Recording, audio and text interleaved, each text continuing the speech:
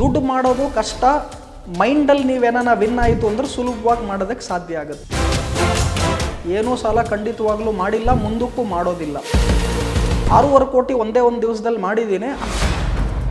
ಮಾರ್ಕೆಟಲ್ಲಿ ಬರೀ ದುಡ್ಡು ಮಾಡ್ತಿದ್ದೀನಿ ಎವ್ರಿ ಡೇ ಅಂತ ಯಾರನ್ನ ಹೇಳ್ತಾ ಇದ್ದರೆ ಸುಳ್ಳು ಹೇಳ್ತಿದ್ದಾರೆ ಅಂತ ಖಂಡಿತವಾಗ್ಲೂ ನನ್ನಿಂದ ತಿಳ್ಕೊಳ್ಳಿ. ಓಕೆ, ಇವತ್ತು ನೀವು ಟಾಪ್ 5 ಶೇರ್ಸಿಗೆ ನಾನು ಇನ್ವೆಸ್ಟ್ಮೆಂಟ್ ಮಾಡ್ತೀನಿ ಯಾವುದು ಅಂದರೆ, ತುಂಬ ಒಳ್ಳೆ ಪ್ರಶ್ನೆ. ನನ್ನ ಹತ್ರ ಕ್ರೆಡಿಟ್ ಕಾರ್ಡು ಇಲ್ಲ, ಡೆಬಿಟ್ ಕಾರ್ಡ್ ಒಂದು ಬ್ಯಾಂಕ್ ಅವರು ಫೋರ್ಸ್ ಮಾಡಿ ಕೊಟ್ಟಿದ್ದಾರೆ, ಅದರ ಪಾಸ್ವರ್ಡು ಪಿನ್ ನಂಬರು ಗೊತ್ತಿಲ್ಲ ನನಗೆ ಇವತ್ತರೆಗೂ ಕೂಡ. Thank you. So capital investment ನಾನು ಸ್ಟಾರ್ಟಿಂಗಲ್ಲಿ ಮಾಡಿದಾಗ 25,000 ಹಿಡ್ಕೊಂಡು 30 ಲಕ್ಷವರೆಗೂ ಮಾಡಿದೆ. ಅದಾದ ನಂತರ 1 ಕೋಟಿ ಮಾಡೋದಕ್ಕೆ ಟೈಮ್ ತೊಗೊಂಡು ನನ್ನ ಫೇರ್ ರಿಟರ್ನ್ ಲೆಕ್ಕ ಹಾಕಿದ್ರೆ ವರ್ಷಕ್ಕೆ ಒಂದು 25% ರಿಟರ್ನ್ ಮಾಡಿದ್ದೀನಿ. ಸೊ ಆ ಲೆಕ್ಕದಲ್ಲಿ ನೋಡಿದ್ರೆ ಅಟ್ಲೀಸ್ಟ್ ಒಂದು 4 ರಿಂದ 5 ಕೋಟಿ ಕ್ಯಾಪಿಟಲ್ ಬೇಕಾಗುತ್ತೆ. ದುಡ್ಡು ಮಾಡೋದು ಕಷ್ಟ, ಮೈಂಡಲ್ಲಿ ನೀವೇನ ವಿನ್ ಆಯಿತು ಅಂದ್ರೆ ಸುಲಭವಾಗಿ ಮಾಡೋದಕ್ಕೆ ಸಾಧ್ಯ ಆಗುತ್ತೆ. ಏನೂ ಸಾಲ ಖಂಡಿತವಾಗ್ಲೂ ಮಾಡಿಲ್ಲ, ಮುಂದಕ್ಕೂ ಮಾಡೋದಿಲ್ಲ.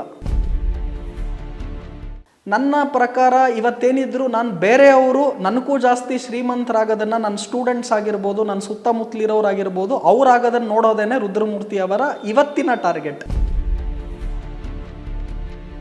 ಓವರಾಲ್ ಟರ್ನ್ ಓವರ್, ಓವರಾಲ್ ಆಸ್ತಿ ಎಷ್ಟಿದೆ ಅಂತ ಇನ್ಕಮ್ ಟ್ಯಾಕ್ಸ್ ಅವ್ರಿಗೆ ಗೊತ್ತಿದೆ. ನಾನು ಎಲ್ಲೂ ಕೂಡ ಯಾಕೆ ಹೇಳ್ತಾ ಇಲ್ಲ ಅಂದರೆ, ಇಲ್ಲಿರೋ ಆಸ್ತಿ ಏನಿದೆಯಲ್ಲ ಅದು ರಿಯಲ್ ಆಸ್ತಿಗೂ ಜಾಸ್ತಿ ಇದೆ. ಅದು ಇರೋದ್ರಿಂದ ಆ ಆಸ್ತಿಯಿಂದ ಕೇಳೋರ್ಗಾಗಲಿ ಬೇರೆಯವ್ರಿಗಾಗಲಿ ಏನು ಪ್ರಯೋಜನ ಆಗೋದಿಲ್ಲ. ಬಟ್ ನನ್ನ ಗೋಲ್ ಏನಿದೆ, Rakesh Jhunjhunwala, Mukesh Ambani, Bill Gates, Warren Buffett ಯಾರಿದಾರಲ್ಲ ಅವ್ರೆಲ್ಲರಿಗೂ ಖಂಡಿತವಾಗ್ಲೂ ಚೇಸ್ ಮತ್ತು ಚಾಲೆಂಜ್ ಕೊಟ್ಟೇ ಕೊಡ್ತೀನಿ.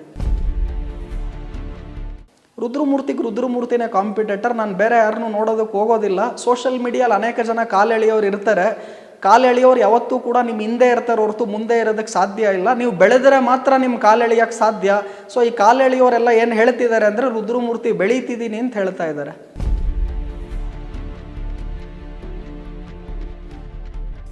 ದೇವರ ಆಶೀರ್ವಾದ, ಪರಿಶ್ರಮ ಇದೆರಡೂ ಇತ್ತು ಅಂದರೆ ಎಲ್ಲರೂ ಕೂಡ ವಿನ್ನಿಂಗ್ನಲ್ಲೇ ಇರ್ಬೋದು. 6.5 ಕೋಟಿ ಒಂದೇ ಒಂದು ದಿವಸದಲ್ಲಿ ಮಾಡಿದ್ದೀನಿ. ಅದೇ ಥರ ಎಷ್ಟೋ ಸಲ ಒಂದೇ ಒಂದು ದಿವಸಕ್ಕೆ 1-1.5 ಕೋಟಿನೂ ಕೂಡ ಕಳೆದಿದ್ದೀನಿ. ಮಾರ್ಕೆಟಲ್ಲಿ ಬರೀ ದುಡ್ಡು ಮಾಡ್ತಿದ್ದೀನಿ ಎವ್ರಿ ಡೇ ಅಂತ ಯಾರನ್ನ ಹೇಳ್ತಾ ಇದ್ದರೆ ಸುಳ್ಳು ಹೇಳ್ತಿದ್ದಾರೆ ಅಂತ ಖಂಡಿತವಾಗ್ಲೂ ನನ್ನಿಂದ ತಿಳ್ಕೊಳ್ಳಿ. ನಾನು ಹೈಯೆಸ್ಟ್ ದುಡ್ಡು ಮಾಡಿದ್ದು ಶಿಲ್ಪಾ ಮೆಡಿಕೇರ್ ಅಂತ ಶೇರು. 50 ರೂಪಾಯಿ ಖರೀದಿ ಮಾಡ್ತಾ ಇದ್ದೆ. ಒಂದು 6 ರಿಂದ 7 ವರ್ಷ ಹಿಡ್ಕೊಂಡಿದ್ದೆ. 750 ರೂಪಾಯಿಗೆ ನಾನು ಈ ಶೇರನ್ನು ಮಾರಿದೆ. ಇವತ್ತು ಕೂಡ ನನ್ನ ಬೇಜಾರೇನು ಅಂದರೆ, ಶಿಲ್ಪಾ ಮೆಡಿಕೇರ್ನ ಬೇಗ ಮಾರ್ಬಿಟ್ಟೆ ಅನ್ನೋದೇ ಬೇಜಾರು. ಸೊ ಯಾವಾಗಲೂ ಕೂಡ ಯಾರು ಶೇರ್ಸ್ಗಳನ್ನು ಉತ್ತಮವಾದ ಕಂಪನಿಯಲ್ಲಿ ಇನ್ವೆಸ್ಟ್ಮೆಂಟ್ ಮಾಡಿ ಲಾಂಗ್ ಟರ್ಮ್ಗೆ ಹಿಡ್ಕೊತಾರೆ, ವೆಲ್ತ್ ಕ್ರಿಯೇಷನ್ ಅಲ್ಲೇ ಆಗೋದು. ಗಾಡ್ಸ್ ಬ್ಲೆಸ್ಸಿಂಗ್, ಹಾರ್ಡ್ ವರ್ಕ್, ಆಮೇಲೆ ಕರ್ಮ, ಗುಡ್ ಕರ್ಮ, ಈ 3 ಇತ್ತು ಅಂದರೆ ಸಕ್ಸಸ್ ಯಾರಿಗಾನ ಬರುತ್ತೆ ಅನ್ನೋದು ನನ್ನ ಪರ್ಸ್ಪೆಕ್ಟಿವ್. ಓಕೆ, ಇವತ್ತು ನೀವು ಟಾಪ್ 5 ಶೇರ್ಸಿಗೆ ನಾನು ಇನ್ವೆಸ್ಟ್ಮೆಂಟ್ ಮಾಡ್ತೀನಿ ಯಾವುದು ಅಂದರೆ, ಒಂದು, ಇನ್ವೆಸ್ಟ್ ಆನ್ ಯುವರ್ ಸೆಲ್ಫ್. ನಿಮ್ಮ ಮೈಂಡ್ ಮೇಲೆ ಇನ್ವೆಸ್ಟ್ಮೆಂಟ್ ಮಾಡಿ, ನಿಮ್ಮ ಮೇಲೆ ಇನ್ವೆಸ್ಟ್ಮೆಂಟ್ ಮಾಡಿ, ಅದು ಹೈಯೆಸ್ಟ್ ರಿಟರ್ನ್ ಆಫ್ ಇನ್ವೆಸ್ಟ್ಮೆಂಟನ್ನು ಕೊಡುತ್ತೆ. ಇದು ಬಿಟ್ಟು ಇನ್ನೊಂದು 4 ಶೇರ್ ಹೇಳಬೇಕು ಅಂದರೆ, ಲಾರ್ಜ್ ಕ್ಯಾಪ್ ಶೇರ್ಸ್ಗಳಲ್ಲಿ ಎಸ್ಪೆಷಲಿ ಬ್ಯಾಂಕಿಂಗ್ ಸೆಕ್ಟರಲ್ಲಿ HDFC ಬ್ಯಾಂಕ್ ಹಾಗೂ ICICI ಬ್ಯಾಂಕ್ ತುಂಬ ಚೆನ್ನಾಗಿದೆ. ಹಾಗೂ ಇನ್ನು ನೀವು ಬೇರೆ FMCGಯಲ್ಲಿ ನೋಡ್ತೀರಾ ಅಂದರೆ, Hindustan Unilever, ITC, Dabur shares ಚೆನ್ನಾಗಿದೆ. ಫಾರ್ಮಾಯಿಂದನೂ ಕೂಡ ನೀವು ನೋಡ್ತೀರಾ ಅಂದರೆ ಡಾಕ್ಟರ್ ರೆಡ್ಡಿಸ್ ಆಗಿರ್ಬೋದು, ಹಾಗೂ ಡಿವಿಸ್ ಲ್ಯಾಬ್ ಆಗಿರ್ಬೋದು, ಈ ಥರ ಕೆಲವು ಶೇರ್ಸ್ಗಳನ್ನು ಪಿಕ್ ಮಾಡ್ಬೋದು.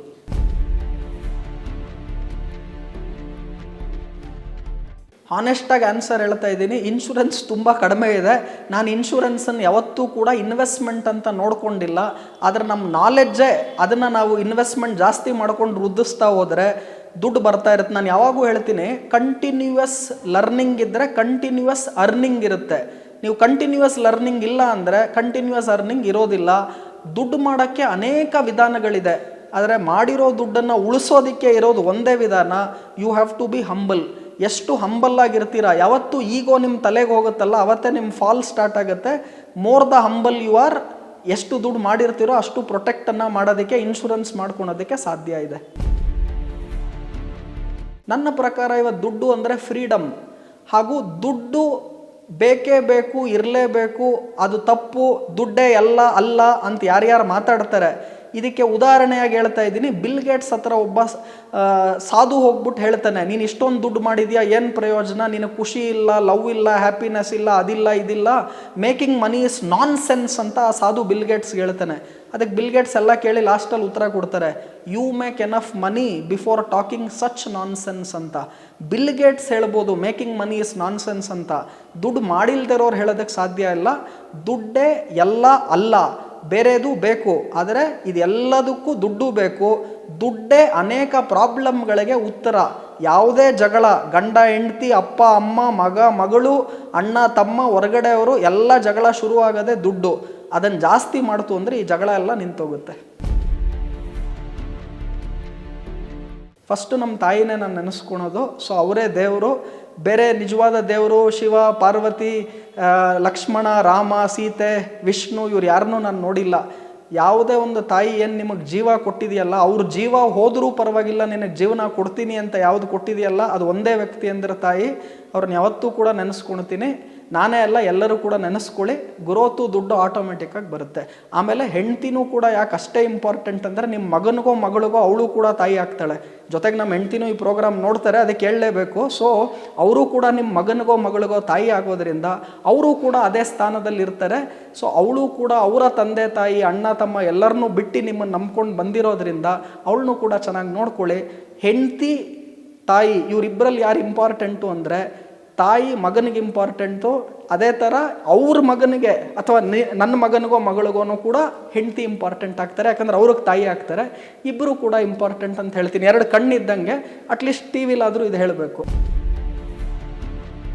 ನಾನು ಎಲ್ಲೂ ಕೂಡ ಕ್ರೆಡಿಟ್ ಕಾರ್ಡ್ ಇವತ್ತವರೆಗೂ ತೊಗೊಂಡಿಲ್ಲ. ಹಾನೆಸ್ಟಾಗಿ ಸಿನ್ಸಿಯರಾಗಿ ಹೇಳ್ತಾ ಇದ್ದೀನಿ.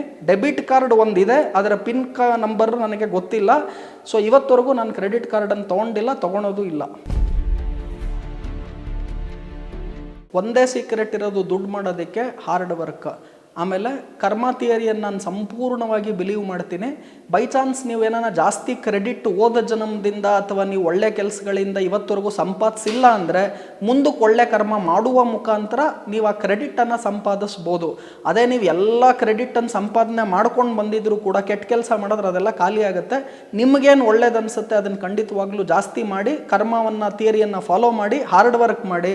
Success is just a matter of time. You will be for sure successful.